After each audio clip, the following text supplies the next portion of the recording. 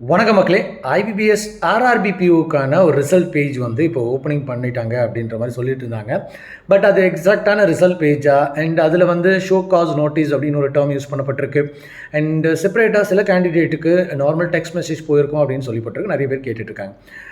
அந்த show cos notice அப்படின்ற meaning என்ன அப்படின்னு பார்த்தீங்க அப்படின்னா, விச் இஸ் ஒரு 4 கேட்டகரைஸ் பண்ணுறாங்க. அதாவது subject seating R copying.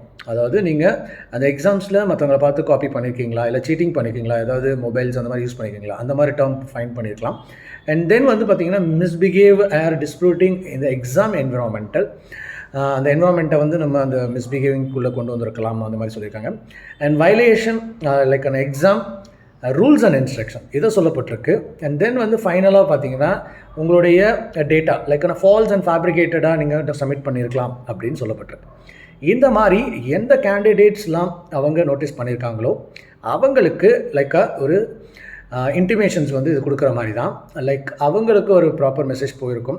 Like அந்த நபர்கள் ஐபிபிஎஸ்க்கு வந்து அந்த ரெஸ்பான்ஸ் வந்து கொடுக்கணும். இல்லை அந்த மாதிரி இல்லை, நான் நல்லா கரெக்டான டேட்டா தான் கொடுத்துருக்கேன் அண்ட் எந்த ஒரு மால் ப்ராக்டிஸும் பண்ணல அப்படின்றத அவங்க அதில் இண்டிகேட் பண்ணணும்.